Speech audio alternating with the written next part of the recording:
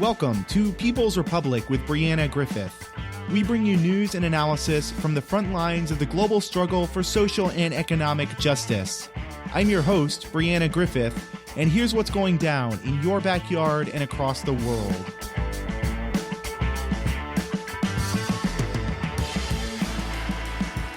Welcome to People's Republic. We are going to continue our coverage of Black August by talking about some of the roots of Black and African resistance to settler colonialism and to imperialism, and to talk about all this. I think it's important to especially get at the sort of reinscription of how, especially African resistance to settler colonialism, was actually a major driving factor of so many world events, which is a way that has traditionally been left out of history books.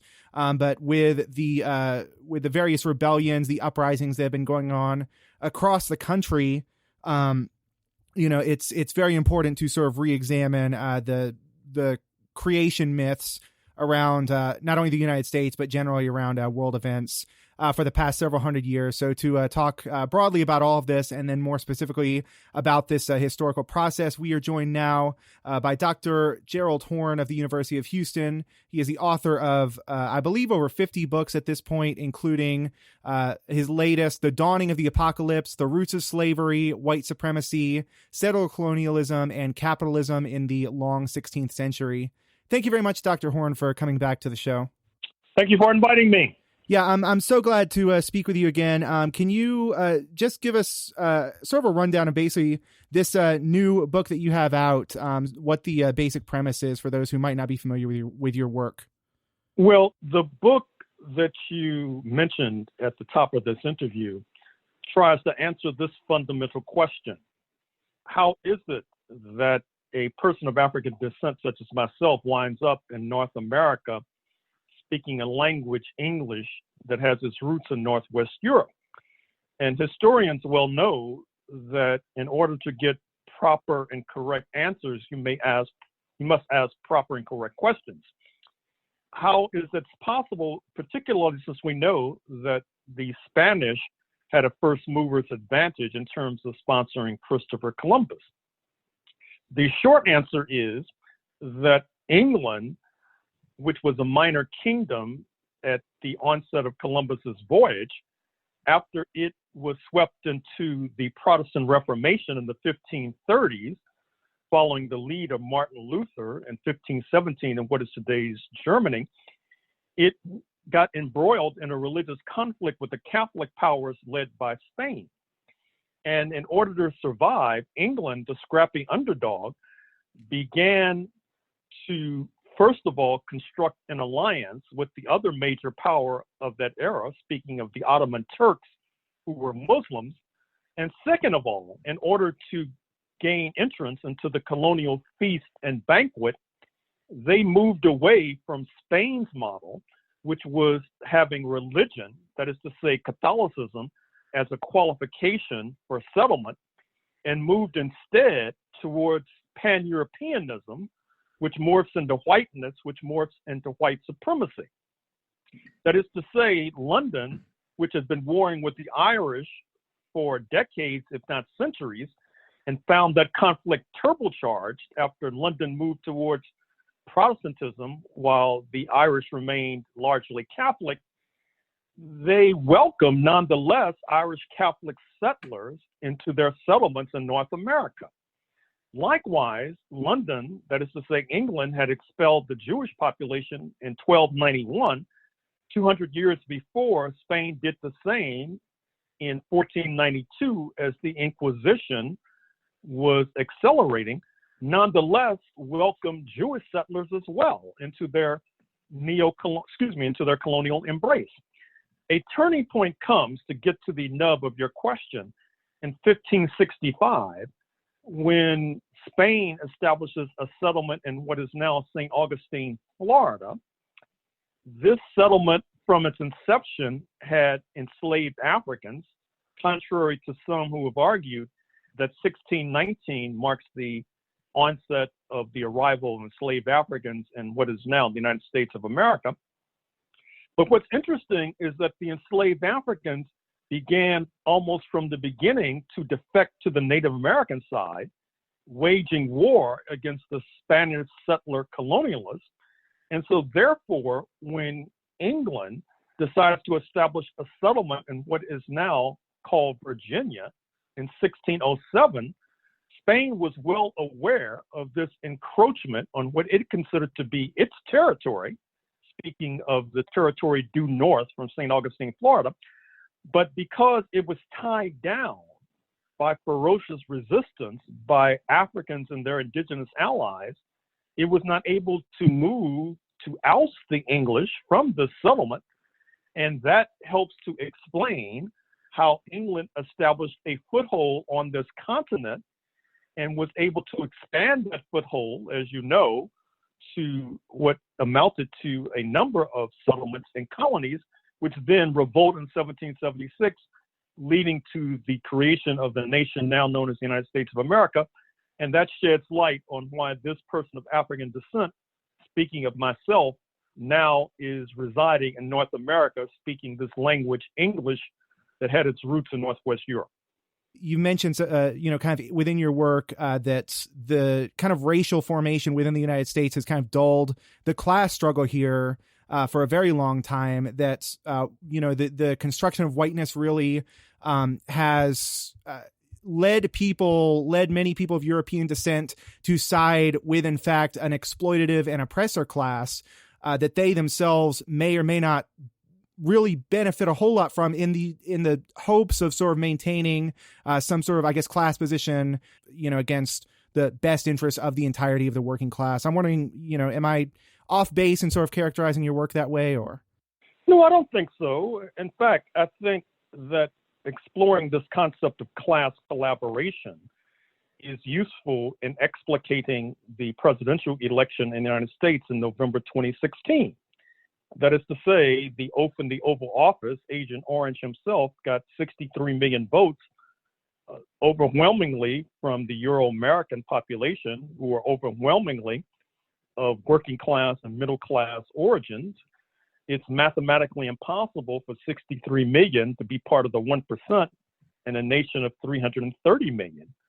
And likewise, in terms of trying to anticipate the presidential election of November 2020, I think that class collaboration still is a useful lens through which to analyze the forces at play, particularly since we know, and in fact, as a matter of fact, we know it because we're living through it, that the oath in the Oval Office has presided over a shambolic response to the pandemic, leading to the deaths as we speak, over 150,000, perhaps 200 to 300,000 by November. And yet we could not rule out the possibility that he could be returned to office, setting aside, of course, the companion issue of suppression of the vote, particularly amongst peoples of color, voters of color, particularly Black Americans, who routinely will vote against Mr. Trump by a ratio of 9-1. Now, to return to our historical excursion, in terms of class collaboration, I deal with what I consider to be one of the roots of this noxious phenomenon in my book on the 17th century. That is to say, the book entitled The Apocalypse of Settler Colonialism, where I point to 1676 as a turning point in terms of the political and social forces that are still ensnaring us today. In 1676, the settlers and their backers in London were faced by an indigenous revolt, King Philip's War, in what they call New England, in the region we now refer to as Massachusetts. And then further south in Barbados, there was a stormy and petrifying revolt of the enslaved Africans, that bid fair to overthrow settler rule.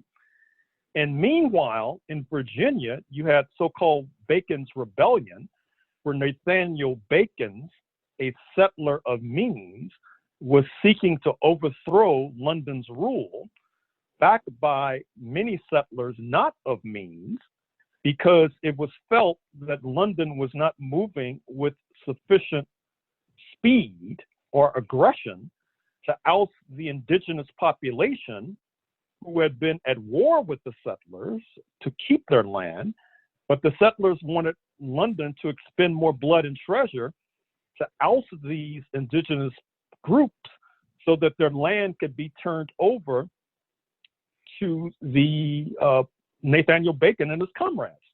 So faced with these three conflicts, London found it difficult to have a compromise with the Native Americans in New England because it was their land that they lusted for. They found it difficult to find a compromise with the enslaved in Barbados because it's their free labor that was the locomotive generating lush and gargantuan profits. And so this was left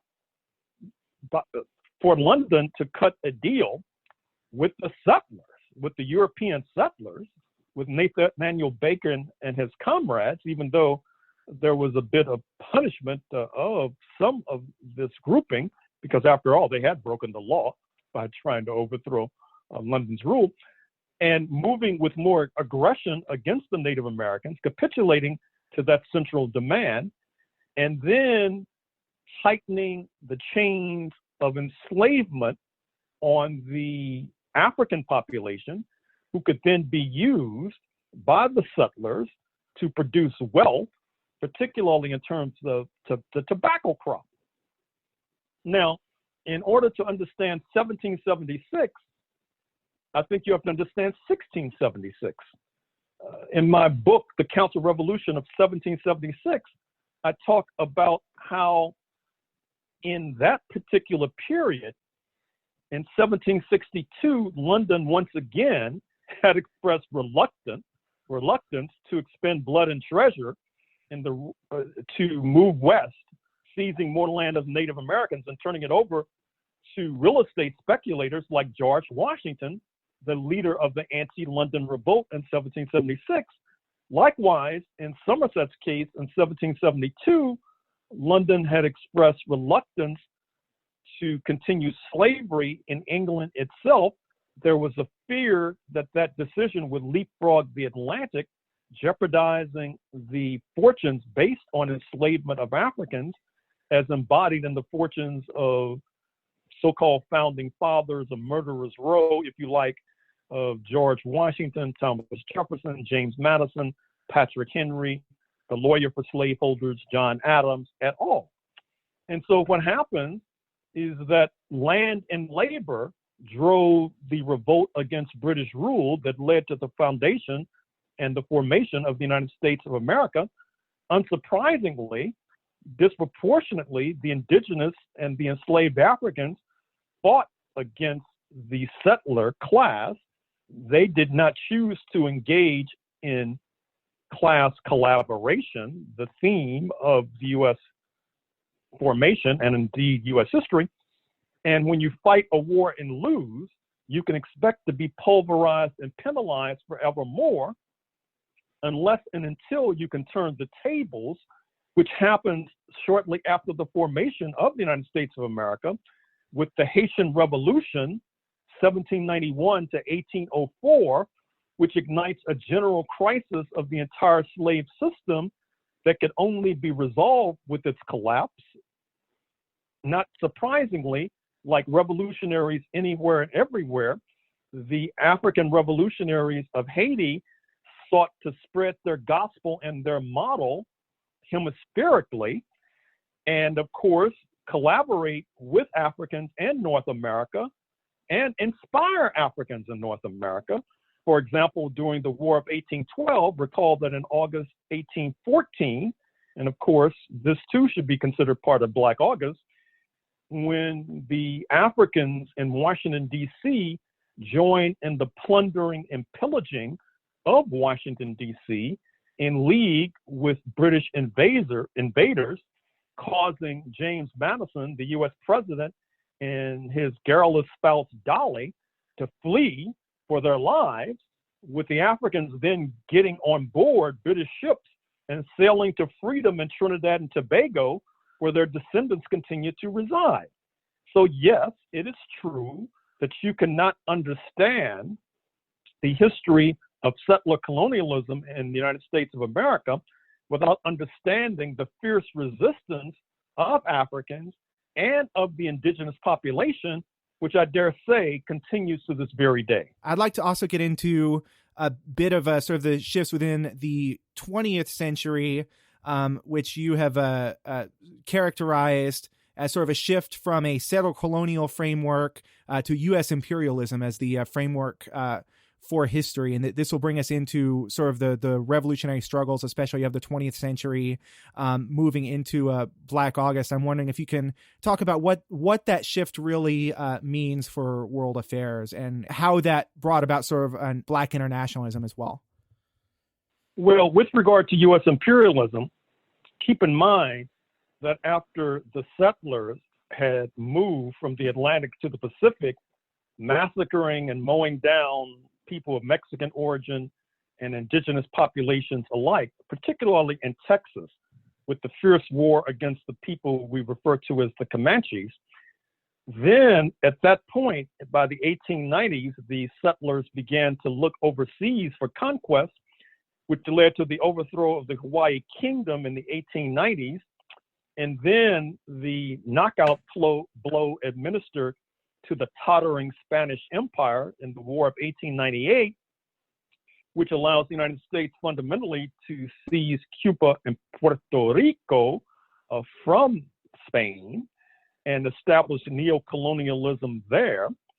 And then you see in World War I, when U.S. imperialism, a term I think is fair to use by that juncture, sells to both sides from the inception of that war in 1914 until 1918, when Washington decides to intervene on the side of the so-called Allies led by London, because keep in mind that by October 1917, there had been the Bolshevik Revolution, and it was felt that unless some sort of emergency action was taken, that particular revolution could spread as the European powers were quarreling with each other and fighting each other. Interestingly enough, the onset of the Bolshevik Revolution leads to what I've referred to, including in my 16th century book, as a third phase in terms of the evolution of societies globally.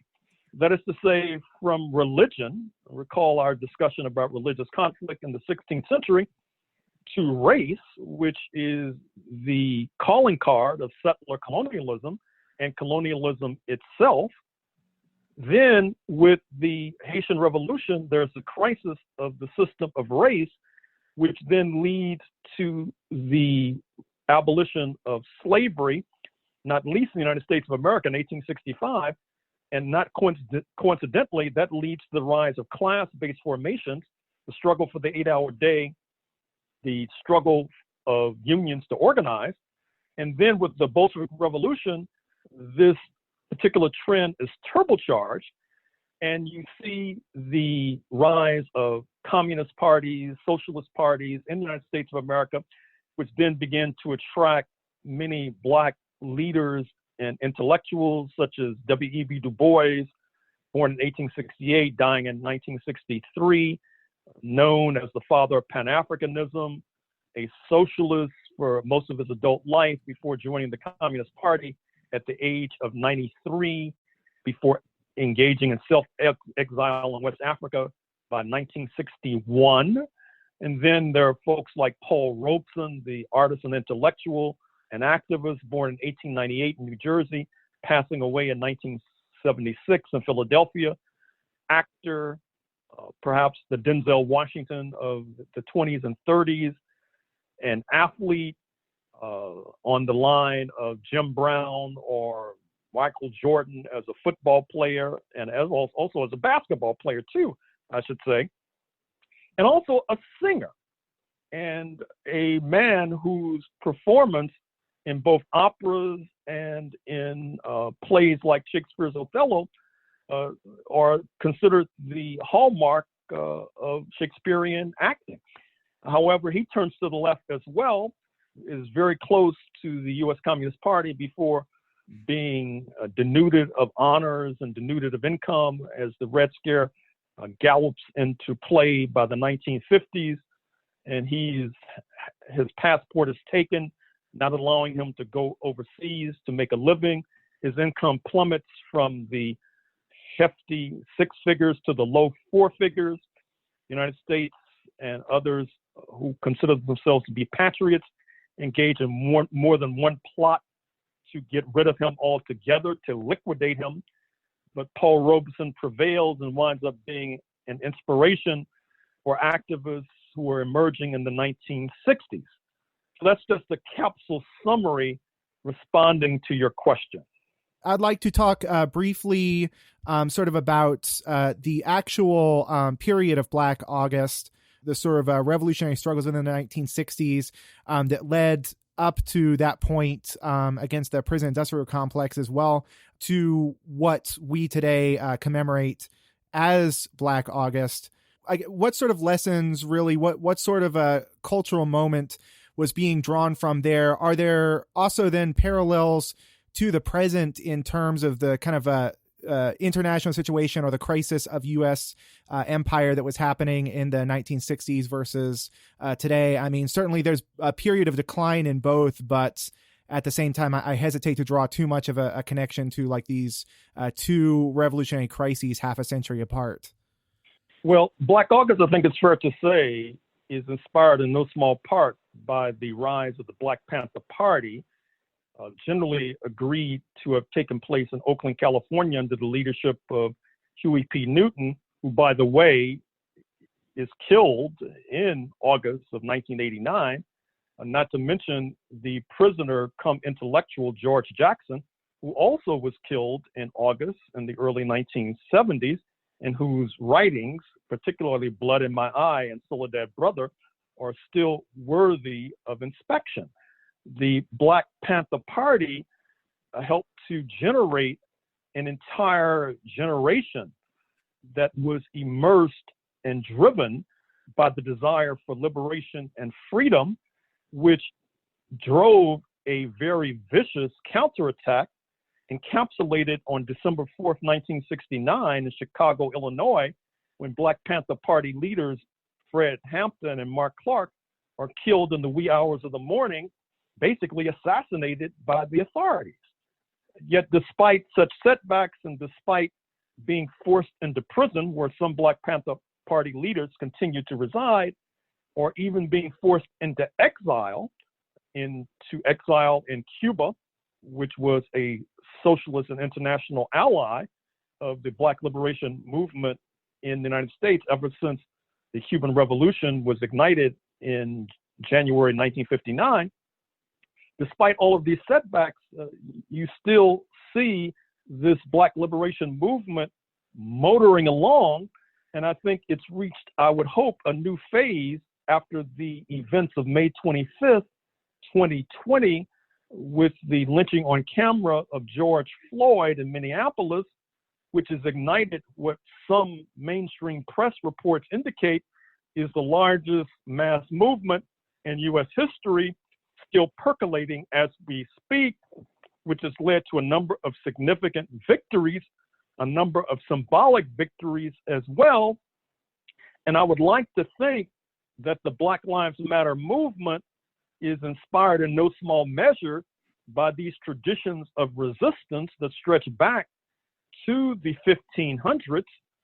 I would also like to think that the Black Lives Matter movement, in some ways, because of its decentralized form, is reacting to the fact that the centralized Black Panther Party, which had a leadership, a central committee, spokespersons, etc., which basically made the leadership much more visible, which made them more susceptible to being mowed down and killed and jailed and exiled. So now you have this sort of decentralized leaderless movement to a degree, which is response to what happened to the Black Panther Party. So I think that as we move along in the 21st century, we can draw sustenance from the fierce resistance of generations past and use their resistance as a model which we should emulate as we continue to battle against U.S. imperialism, white supremacy, settler colonialism, and of course, capitalism itself. So in our last minute or so, can you just give us kind of a very brief rundown of, within a minute, just sort of why Black August is sort of an important event to commemorate? Well, I think it's important because we must remember the ancestors. We must remember those who paved the way for us to be where we are today. And above all, we must recall and recollect the militant ancestors, those who fought, those who gave their lives, those who shed blood, not only their own, but those of the oppressors as well, because they're the ones who have preserved and directed a model that will lead us out of the darkness in which we find ourselves, which will help us to escape the deep hole in which we now find ourselves. Thank you very much. So what is it you're working on currently, or what have you been up to most lately? Well, my book on the 16th century, as you know, was just published in the last few weeks. My next book is entitled The Bittersweet Science, Racism, Racketeering, and the Political Economy of Boxing. It'll be out by the end of the year. But unfortunately, because of the pandemic, I'm in dry dock, and some of the books I have been working on are now on hold, I'm afraid to say. And I just want to remind people a little bit about Dr. Horne's work. He's the author of so many just absolutely incredibly important books. The three I'd like to highlight that I think are relevant to these conversations today are the most recent, The Dawning of the Apocalypse, The Roots of Slavery, White Supremacy, Settler Colonialism, and Capitalism in the Long 16th Century, The Apocalypse of Settler Colonialism, as well as The Counter-Revolution of 1776. So yeah, we were joined for this segment by Dr. Gerald Horne of the University of Houston. Thank you so much, Gerald Horne, for coming back on the show. Thank you for inviting me. You're listening to People's Republic with Brianna Griffith. People's Republic originates on KOOP 91.7 Austin and is also broadcast on WHIV 102.3 FM New Orleans. We are available as a podcast on Spreaker, Stitcher, iTunes, Spotify, or wherever podcasts are podded. Stay tuned.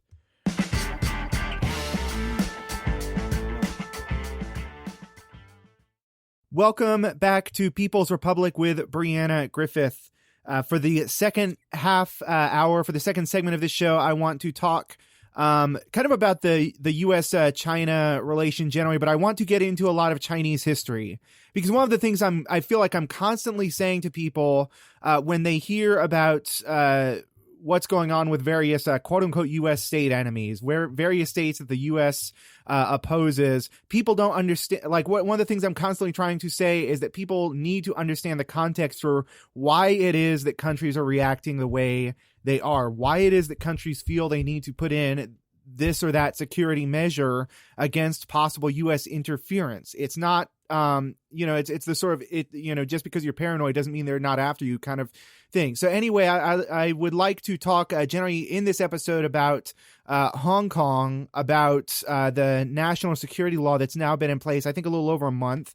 And a little bit about the arrest of Jimmy Lai, who's been described by mainstream corporate U.S. media as a quote unquote pro-democracy tycoon. Two turns of phrase that would seem to me the exact opposite of each other. One cannot be a tycoon and be heavily invested in democracy, and yet that's the way it's presented to us. So to talk about all of this, we are going to be joined by Ken Hammond, who's a professor of history at the New Mexico State University, as well as the associate editor of the Journal of Chinese History. Thank you very much, Ken, for coming on. It's a pleasure to be here. So Yeah, let's start with at this point it's not exactly breaking news, but the arrest some days back of Jimmy Lai and his description by US media as a pro democracy tycoon. Who is Jimmy Lai and why is it he was actually arrested? Yeah, I think that's the contradictory sort of cognitive dissonance in that suggestion of the pro democracy billionaire, pro democracy tycoon is pretty fun. Jimmy Lai is the publisher of something called the Apple Daily, which is a newspaper in Hong Kong. And he was indeed recently arrested under the terms of the new national security law passed by the National People's Congress in China. And of course, one very basic thing to remember is that Hong Kong is a part of China. So it has its own special local autonomy, and that certainly is recognized and going to be preserved. But it is part of the People's Republic of China. And the provision of the national security law under which Jimmy Lai was arrested has to do with what's called collusion with foreign parties, meaning basically the charge is that Jimmy Lai, in some way or another, interacted with, conspired with, colluded with, in the language of the law, someone outside of China, someone outside of Hong Kong, in a way that was antithetical, that was against the interests of China, of Hong Kong, of the Chinese people. And probably the simplest way to understand that is to remember that Apple Daily and the publishing entity that Jimmy Lai runs is a publication that has been funded, not entirely, but in part in terms of its startup funding and some of its operations, by the American Central Intelligence Agency, by the CIA, and has also been, some of his staff have been provided by and supported by something called the National Endowment for Democracy, which is an organization, a supposedly NGO, but actually receives significant funding from the US Congress and has been kind of the field operators of anti-government movements, anti-government demonstrations, regime change operations in countries all over the world. So both the CIA and the NED are organizations which serve the interests of the American government and the American ruling class, and have been active in Hong Kong in trying to destabilize the situation there and undermine the unity of China. So that's the provision of the Security Act under which Jimmy Lai has been arrested. The irony, of course, being that he is a very, very wealthy individual, a very powerful figure economically. His support for this so-called pro-democracy movement really relates more to the idea of support for the business interests. And that's really what's at stake here. The main criterion for the United States in looking at international relations, looking at foreign policy, is the degree to which a particular country is open to American capital, open to American investment, in the degree to which a country or a place allows American business to go in, carry on its operations, make profits, and take them out of the country, take them out of the area, back to the United States, back to its investors and stockholders and things like that. And, so the national security law, the increasing integration of Hong Kong into the rest of China, is seen by some, certainly not by everybody, not by large numbers of the Western business community, but it is seen by some as threatening the continued profitability of Hong Kong. And so figures like Jimmy Lai want to drive as much of a wedge as possible between Hong Kong and the rest of China in order to maximize their own economic interests and their collaboration with American capitalism, American imperialism. Yeah, I think it's important to kind of talk about this intervention with regard to, or to make an intervention rather, when we talk about what exactly it means to be pro-democracy. That from my estimation, from my analysis, and from many other people's analysis as well, capitalism and democracy are antithetical at their very core to each other, because the essential core economic value of capitalism is that the person who is the capitalist, the person who is the owner of the most amount of capital, then makes money from paying workers less than the value of their labor in order to make a product that then they then sell. So essentially it's the theft, like at its very core, at its very economic core, it's the theft of the value of labor from the workers. Capitalist workplaces are also run like total dictatorships. There are very, very few workplaces within the U.S. or within any capitalist country where you have any degree of autonomy whatsoever. That's a constant complaint of workers throughout fields, is that you're basically told what to do. You have no sense of democracy in the workplace, and the people who prevent you from having that sense of democracy in the workplace are the same people who then collect, essentially like they steal the value of your labor. They use the stolen value of everyone's labor collectively in order to then buy influence within the political state and whatnot. And so from that perspective, capitalism and democracy are inherently in many ways to be opposite things. Like you can't have a true democracy, a true sense of everyone having an equal kind of say in society when certain amount of people are allowed to accumulate an infinite amount of wealth.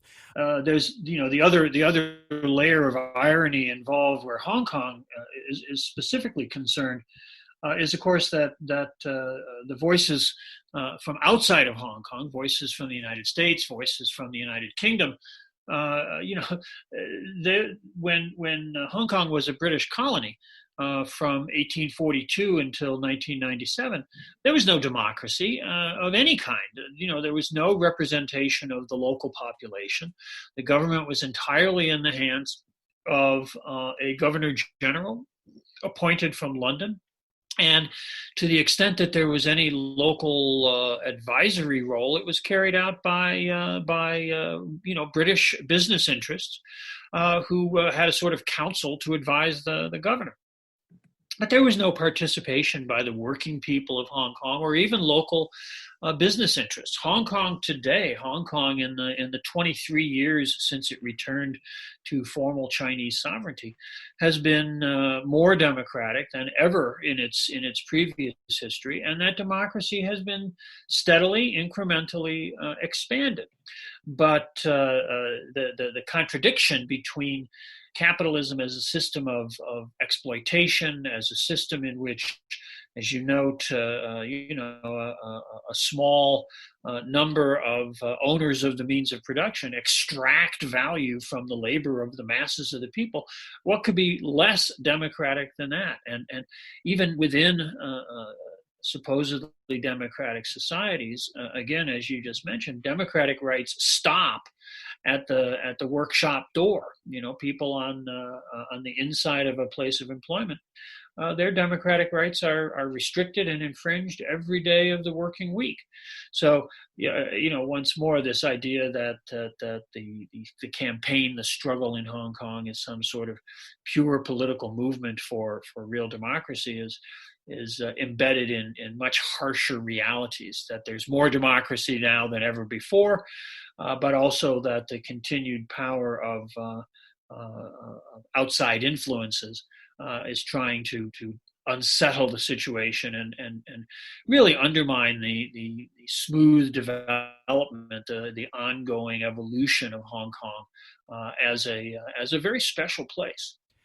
And again, to sort of expound upon so much of the context here, to expound upon what it is that those in Hong Kong have faced, it's my understanding, and please correct me if I'm wrong on this, it's my understanding that for up until very, very recently, up until the last couple years or possibly the last couple months, until essentially the strengthening of national security, again, Chinese national security within Hong Kong, Hong Kong still had foreign judges, American and either American or British judges, I can't remember which, who were presiding over the courts in Hong Kong. And I want to sort of flip the situation real quick here and invite people to imagine. I hate doing these intellectual exercises, but I think it's helpful.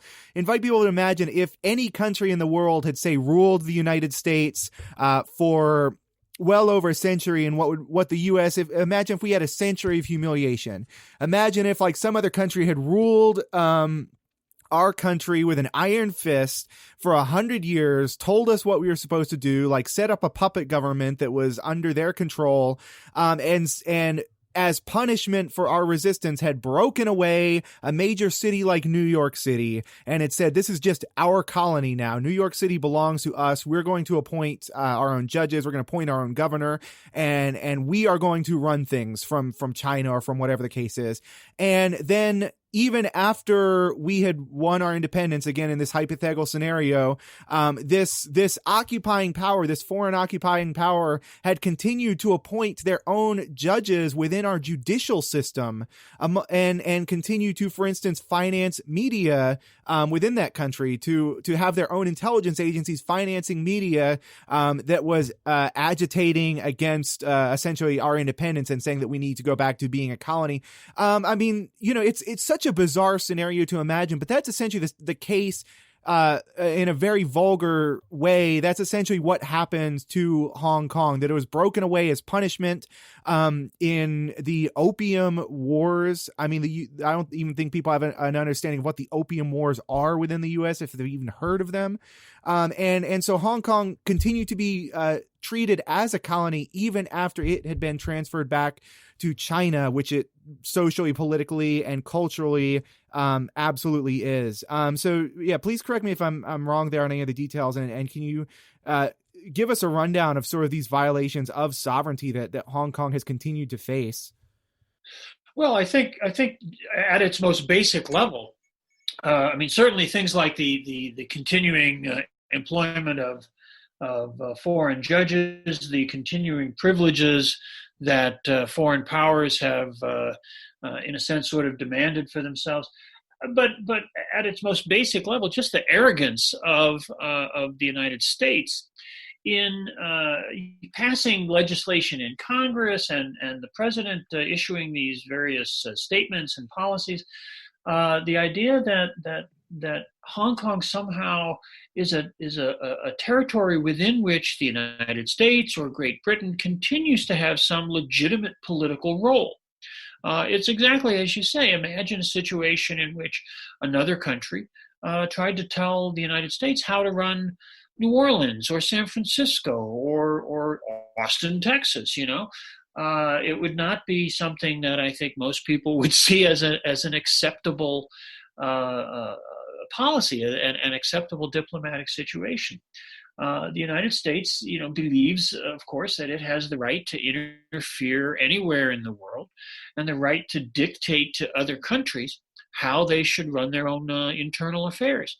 China, by contrast, has, since the founding of the People's Republic in 1949, steadfastly maintained policies which specify that it will not interfere in the internal affairs of other countries, that it has respect for the territorial integrity and the political sovereignty of countries. And it doesn't. There's no Chinese telling us how New York City should be administered. And I think that's at its most fundamental level. That's where we can see the contradiction, the differentiation between American and Chinese policies most clearly. Certainly, Hong Kong has been very, very flexible. The government of the People's Republic has been very, very flexible in tolerating a lot of international engagement, shall we say, allowing things like the National Endowment to Democracy for Democracy to function in China, in Hong Kong.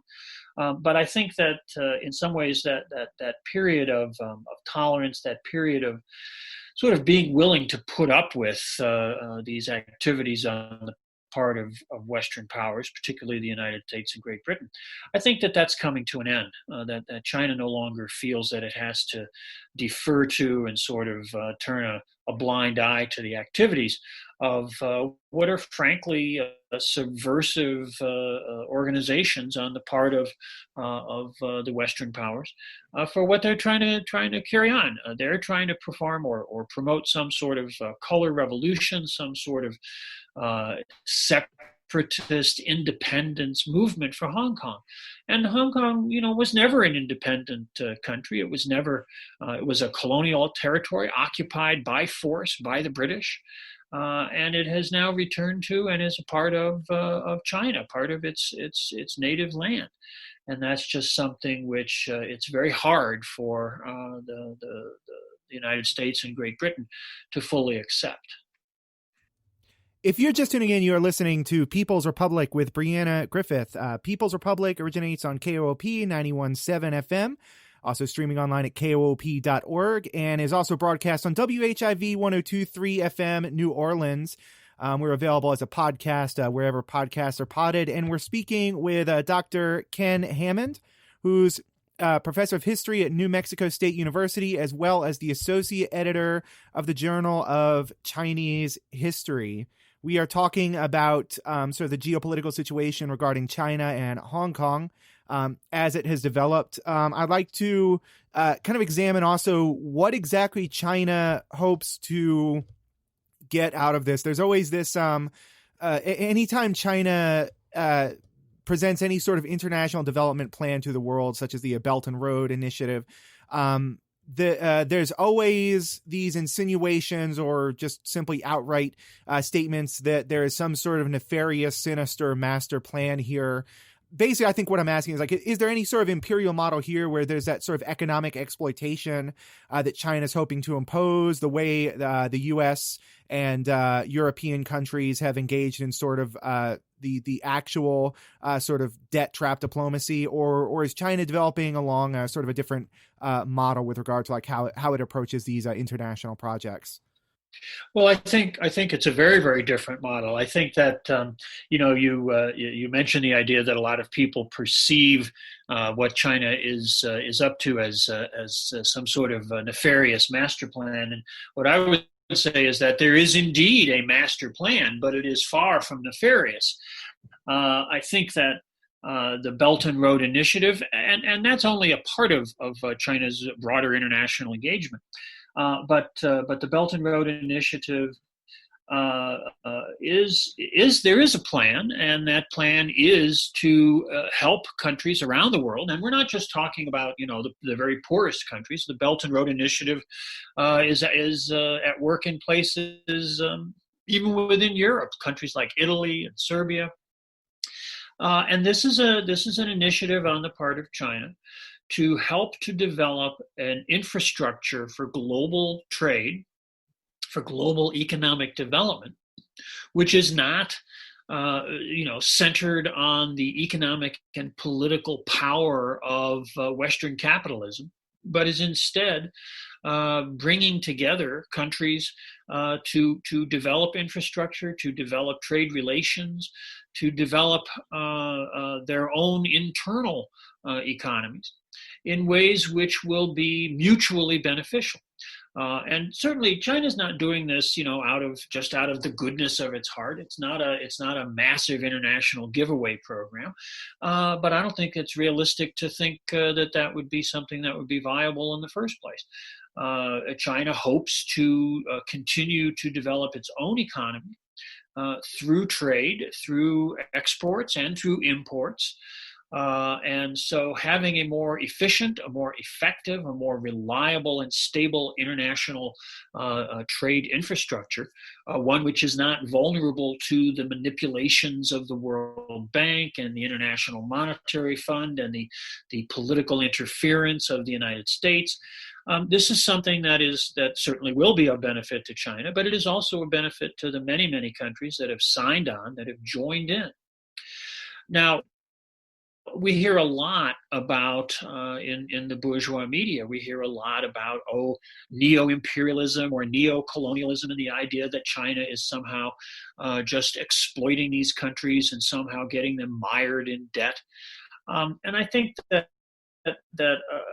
even a basic examination of the reality shows that that's simply not the case. China is investing in industries, in the development of productive capacity in many countries in Africa and elsewhere in the world. It's also investing in infrastructure, in port facilities, roads, railways, airports, things like that.